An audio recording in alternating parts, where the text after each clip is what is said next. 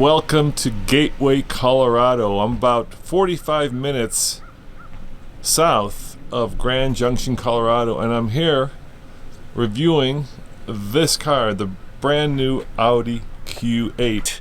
And I've driven here all the way from Salt Lake City to review this car, and let me show you this first. This is the Palisade. It's one of the more, I think, beautiful and formidable natural structures here in Gateway. That's kind of the hallmark for this resort. And Audi took us out here all the way from Salt Lake City on the way to Telluride to kind of show you that this is their new flagship Q8. It slots in above the Q7, and as you can see, it's a very square-jawed Audi, and it has a lot of character. Now, in this video, I'm gonna give you a walk around of the car. We're gonna show you what makes it special, and then I'm gonna get in and we're gonna take it for a drive and see how it drives.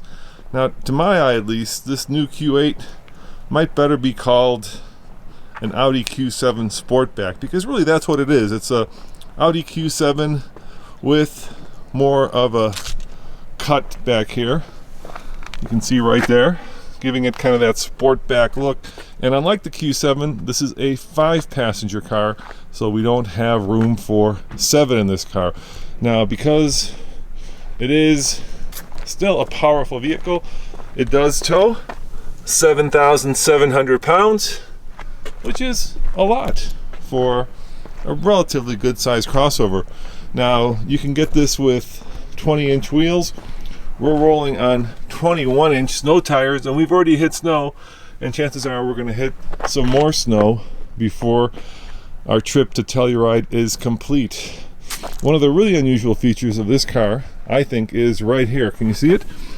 Yep, right there. Those are side markers that normally live on most cars on the side right here. But over here on this car, Audi has incorporated them into these new headlights. And by the way, those headlights are the fancy headlights that you can get in Europe that actually will dim themselves with oncoming traffic in a pattern that matches the oncoming traffic. Unfortunately, they're not legal yet in the US, so that feature has not been turned on. But if you buy the car, which by the way is available right now at your local Audi dealership, when or if it becomes legal in the US, Audi will activate that feature. Now, one of the more interesting, I think, stylistic features of this car, besides the fact that it's a Sportback, is right in front of me. Can you guys see it? Look at the size of that rear door, and look at how far back this cut line is. So when you open it, it's just a massive door. And let me know in the comments below if you love this dragon orange paint. It seems to be kind of the in color right now, so that's why I chose it for this review. It's pretty stunning in the sunlight, especially this early morning sunlight. So let's pop the hood and see what's under the hood of the Q8. I bet you know what it is. Yep, it's a turbocharged V6. Let's take a look at it, and I'm guessing that there won't be a lot to see because there'll be a massive plastic cover underneath this hood that will hide the engine. And sure enough, there it is. Puts out 335 horsepower and 369 pound-foot of torque, giving you that pretty impressive 7,700 pound towing capability. This, of course, is a mild hybrid. It's got a 48 volt system, as now most modern cars have, or at least most modern expensive cars, letting you save fuel and get that stop-start feature that some of you guys hate and some of you don't mind. But once again, not much to see here. V6 turbocharged, and I've been driving it. Not a lot of turbo lag, as you'll see when we do an impromptu 0 to 60 a little bit later in this video. Now, do you guys like the look of this? It certainly is a big Audi grille. Look at that. And of course, because Audi now does 360 degree round camera view, there's your front facing camera. But my gosh, that is a big grille. The Germans have started that kind of open maw look, and it's gone from Lexus to Audi to, of course, now BMW with their new X7, and here we see it in the Q8. Now this is the S-Line version, and at this point you might be wondering, how much does this car cost? Well, it starts just under $70,000. Most of them will probably be in the mid $70,000 range, so certainly premium pricing for a premium car. Now let me open the door, let's start it up, and I'll turn it around so I can show you the interior before I show you the back seat, and then show you how much room is in the back. So let's start this car up and turn it so it's not facing into the sun. Once again, 8-speed automatic transmission, and it's a lever, which is nice. It's just really nice. I'm getting really tired of Germans trying to reinvent the way cars are shifting with little fobs or little tiny on the stock doodads. So I like a proper lever, and this car has it. Let me turn this around so that we're not facing into the sun and we can kind of explore the interior of this car. Now, one of the things that, of course, Audi has been known for is right here. Yep, that's Google Earth being displayed on your main dash. There are 3 screens, as you can see, 1, 2, 3, and they are configurable. Android Auto, Apple CarPlay comes with this car. And talking about the camera, let's kind of look at the different views that we get. So we can change the kinds of views that our camera is presenting us. So there you have the surround view. There you have what's behind us. Let's do the 3D look. And this is kind of cool. You can actually model what's all around you and then spin it around like this, so you can see what's around the car. So it's kind of the 360 taken to the next level. And this is very handy, especially if you're parking in a tight structure and you need to see exactly what's behind and what's next to you. I would be more impressed if the car here were also a dragon orange. That would be kind of a cool little feature, but nevertheless, it's pretty cool. Now, of course, we've got 3 or 4 different drive modes. Let's take a look. There we go. There are our drive modes. So we have off-road, all-road, lost it, comfort, auto, and dynamic. And because we have air suspension, you can see right there that I can raise the car. I believe Audi says you can raise it up to 30 millimeters. Is it an off-roader? Well, you know, that's probably stretching it a little bit. This is a car that can take on dirt roads. It does have Audi's more traditional quattro system, which means it can appropriate power depending on which wheel has traction. But normally, unlike the new Ultra system, which I think is cool, but I prefer this more traditional quattro system, which is a 40-60 split. So once again, all the wheels are getting power, as opposed to the Ultra system, which has front wheel drive, and then, according to Audi at least, in an instant it can send power and almost anticipate the need for power to the rear wheels. But this is 40-60 all the time, and that power can shift depending on the conditions. Is it a proper off-roader? You know, an $80,000 car off-road is a little bit of a fish out of water, and let's face it, this is not a G-Wagon. It's not a Range Rover Sport in that it has a lot of off-road DNA built into it. But yes, it can go over small bumps, dirt roads, small creeks, things like that. It does, according to Audi, compete with cars like the Range Rover Sport, the Mercedes-Benz GLE, the BMW X5 or X6, depending on, you know, your point of view. And in general, this is a very Audi-esque cabin, very minimalist, very, well, almost very elegant in its sort of simplicity.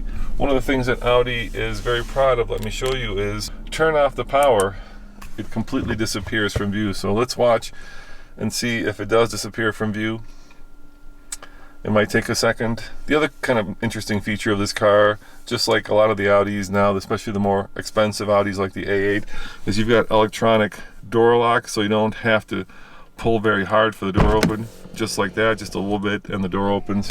And there you have it. The screen completely disappears, giving you kind of one uninterrupted flow of piano black like surface, which Audi says is very elegant, and I think it's almost a little too stark in my humble opinion. Now, in terms of headroom, there is, as you can tell, a massive panoramic sunroof, and it does cut into headroom quite a bit. I'm 6'2", I've got the seat as far down as I can, and I'm barely clearing this, so there's not a lot of room. But that's what happens when you get a very sleek and raked roofline. You lose headroom. And speaking of headroom, let's go look in the back and see how much room there is, because basically this is built on the same platform that the Q7 has, and that's why initially in this review I said this might be better off as a Q7 Sportback as opposed to a Q8. Some of you might be thinking, why not a Q6? I'm guessing because there's one coming. All right, let's go look in the back and see how much room there is. I mean, the one nice thing about this massive door opening is that it's really easy to get in and out of the car, and there you have the back seat. We have frameless windows, so let's sit in the back. I'm sitting behind myself. I've got plenty of legroom here. Keep in mind that, you know, this is based on a very large car. Headroom, it's there. It's not exactly massive. My hair is hitting, but then again, I'm pretty tall. As you can tell, there is a little bit of a scallop here for more headroom, but in general, the panoramic sunroof does really kind of bite into the amount of headroom that one has. Plenty of legroom. You have looks like a 40, 20, 40 split, so you could do a ski pass through. Let's look at where we have a ton of room, and that's in the back. Now, back here, according to Audi, we've got 60 cubic inches of space, which is a generous amount of room. A lot of that is probably vertical space, but nevertheless, there it is. 40, 20, 40 split. I've got my camera bag here. And yeah, there is plenty of room. Of course, this kind of Sportback does cut into some of that room, but nevertheless, if you're looking for room, this car has it. We've got a Space Saver tire. So, yeah, off-roading, probably not the best idea for, especially any kind of hard off-roading with a Space Saver. You can lower the car and, of course, raise the car right here for a better entrance and for loading stuff into the back of the Audi, which is pretty cool. I always think that's a very thoughtful feature. If you have air suspension, then you might as well be able to lower this lip so that you have heavy items such as bags or, I don't know, a big dog. It's much easier for them to get in. Actually, probably be easier for a small dog to get in. All right, well, let me actually open this up again. Let me mount some cameras and let's see how this Audi drives. And we can talk about kind of the driving dynamics and what makes this car special as we hit the road together. So, I'm gonna mount cameras. And I know there's a little bit of a straight road just out of the resort here. And that's good news, because then what we can do is I can let you guys see how fast it is from 0 to 60. You can time me. Keep in mind we are above sea level, so it is going to be a little bit slower, but we do have 335 horsepower and an 8-speed automatic. That's right, Germans have gone away from those dual clutches. Regular automatic 8-speed. Start her up.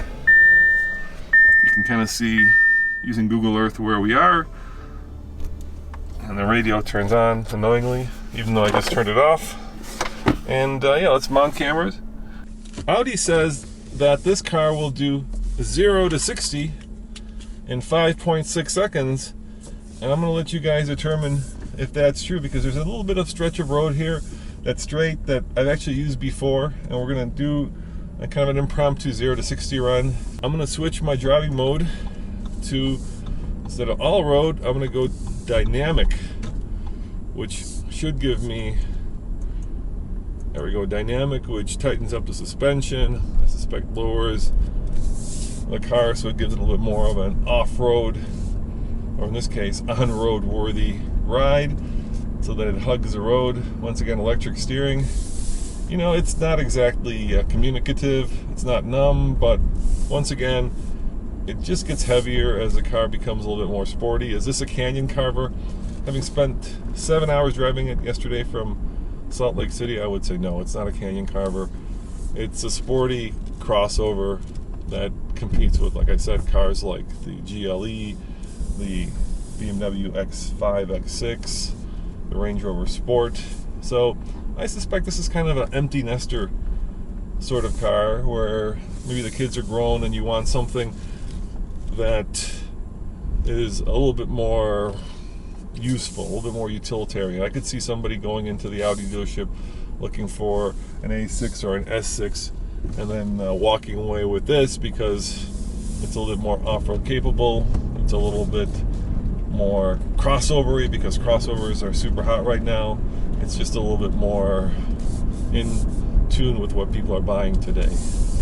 Is it a family hauler? It could be, but you're probably going to go with the Q7. Now, I did get to drive the GLE recently, and that does have one advantage that this car doesn't have, and that is that this car has natural voice recognition for its voice command of the infotainment system, which is basically the latest version of a microprocessor working very hard in this car's system somewhere to recognize what I'm saying. Now, the Mercedes takes it to the next level, which is actually really good. What Mercedes does is it actually uses MBUX to send your query to the cloud, kind of like Siri does. And so if you have questions that go beyond set the temperature to X, or let's find a radio station, for instance, like what's 4 plus 4, the Mercedes system, as long as you're in cell range, will actually answer it. So it's kind of more like Siri. This is still kind of old school. We can give it a shot.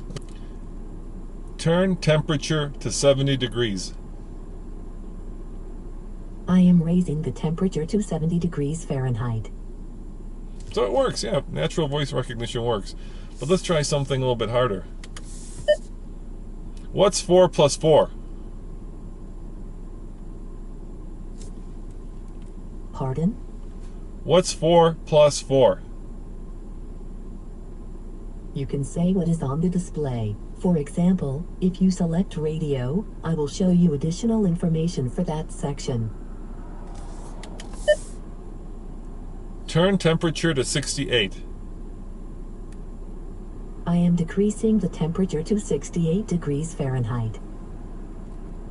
So there you have it. It doesn't quite live up to the standards of the Google Assistant or Siri, but it will understand you when you try to have some control over the car via your voice. And by the way, speaking of the temperature, it's 4-zone system, so the people in the back actually get their own temperature control. All right, so here we are. 65 on this road. I'm going to go to 60 dead straight. No real up and down. Why don't you time me to see how long this takes? All right. I'm going to brake torque it a little bit, and I'll let you know when I hit 60. Here we go. Here comes the turbo. 30, 50, 60 right there. How long was that? Was it 5.6 seconds? Because that's how long Audi says it took, or was it a little bit slower? I suspect it may have been a little bit slower just because we're in the high country of Colorado. And let's see how this car does. Just a hint of turbo lag. Engine is very quiet. Don't hear much. And I got up way too fast there. Got a little excited, so let's slow this car down. I don't want to break the law. It is a beautiful Colorado road here that we're going down. We're kind of close to Utah and Moab here. We've got these beautiful red cliffs that I hope you can see through this camera, and it's just spectacular. Now, in terms of driving dynamics, the steering wheel feels naturally in hand. It's nice and thick. The seating position is comfortable. Audi does some great seats, of course.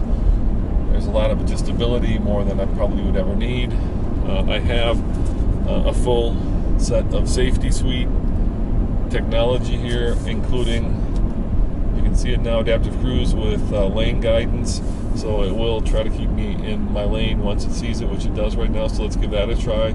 Let's go, let's see what happens there. Oh, almost went across and it just turned itself off. It almost auto-corrected. Luckily there is nobody here, so let's have it find the lines again. Just found the lines. We're going down the road, and little bit of a turn to the left here, so let's see if it actually autocorrects. Look at that, it's keeping in the road. Let's see how long it steers itself. Still steering, and if I had to, please take over steering. So I don't know, maybe, what was that, 10 seconds of autonomous steering, and if I had cruise control on, I could take my foot off the accelerator as well. So yeah, and that was pretty painless. It seems to have found the lines that I need. There's of course the full suite of safety that you'd expect from a premium vehicle. All in all, it's a nice place to spend a lot of time. I did spend 7 hours behind the wheel yesterday, and I have to say I was very comfortable and refreshed when I got out of the car. I didn't feel like it was beating me up. I didn't feel like I was super tired. I did enjoy the drive. The one thing I would say is because of this low-raked roof, you do have a sense that you're sitting in the car as opposed to on top of the car like you would in the Range Rover.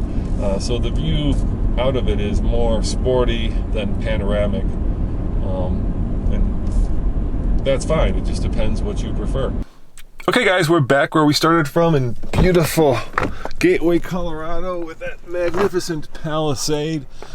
And just a beautiful day here in Colorado. I mean, look at that. A lot of people think that Colorado is a high country, you know, places like Vail where it snows all the time. But much of this state is high air desert. And even in the middle of the winter, like right now, it's probably 40 or 50 degrees here. I think our average year-round temperature is, in fact, 55 degrees. So what a beautiful place to show off a really interesting car. Now, I promised to show you one really cool feature, and I will. At least relatively cool. You know, do love the side marker light here. We talked about that. But next to it, of course, is something that the Europeans love to do, which is a headlight squirter. So when you're driving in dirt or snow and these lights get dirty, you can clean them off. But that's not the feature. Well, not quite the feature. Because this car has that kind of funky and cool 360-degree virtual view, you might be able to not use it when this back camera gets dirty. And so what Audi have thoughtfully done is they've also placed a little tiny squirter. You see it right there? A little tiny squirter that squirts off the rear camera when those front headlight squirters are activated, so that you will always be able to see behind you even if the weather is foul. Now let's talk about the rating of this car on the TFL scale of buy it, lease it, rent it, or forget it. I'm gonna give it a strong lease it. You may be asking yourself, why not a buy it? I sort of think that in a lot of ways Audi could have gone a little bit more flagshipy. This to me seems like a A7 Sportback more than the flagship A8. I think I'd like to see something that's a little bit more dramatic, some sort of technology that is not available on any of the competitors for it to be a true flagship car. I sort of think that the A8 is still more or less Audi's flagship car, but nevertheless, I recommend you lease it. It is available at your local Audi dealership. And guys, thank you for coming along for this first drive review with me. I'm happy I had a chance to show off my home state. Usually I'm not in Colorado when I'm doing this. And remember, as always, check out tflcar.com for more news, views, and of course, real world Colorado Audi Q8 reviews. See you guys next time. Ciao.